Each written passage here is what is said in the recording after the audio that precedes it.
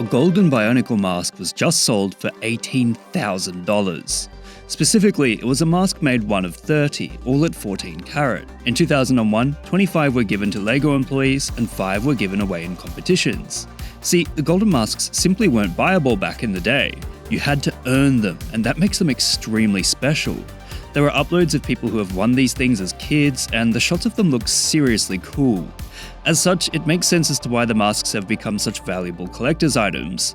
Originally, the Goodwill that sold the mask did so because it found it in a bag of donated jewelry, and after an initial auction received dummy bids of up to $33,000, they relisted it and it sold for $18,000, which is still absolutely massive.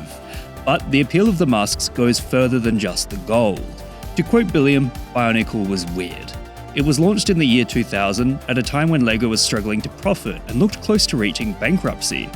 As a result, some pretty wacky designs were thrown around, and this one just happened to stick. A Bionicle is a weird yet cool looking dude inspired by Maori culture, and man were they awesome, improving the childhoods of millions of kids. Tons of books, movies, and even games were released referencing Bionicle, and it seemed like the franchise was here to stay as the lore became extremely expansive. There's something to be said for weird little dudes with flames for arms that come in canisters, or later iterations that have awesome names like Rakshi. They were different, extreme, and most importantly, a ton of fun to play with. As such, it makes sense that they'd become highly coveted collector's items, despite not reaching the same popularity heights as other trends of the time, such as Yu-Gi-Oh! Or Pokemon.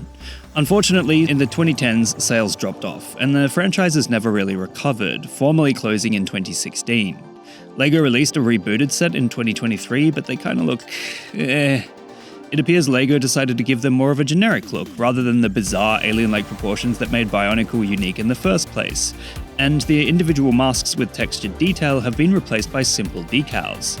As a result, the rebooted Bionicle line still looks cool, but it definitely misses the pizzazz of the old ones. At any rate, it just goes to show that over 20 years of Bionicle has led to a legacy left by weird toys that have improved the lives of millions. And man, the fact that Goodwill is using the money raised by selling the golden mask to help provide jobs and training opportunities is simply the icing on the cake. See you next time on Lessons in Internet Culture.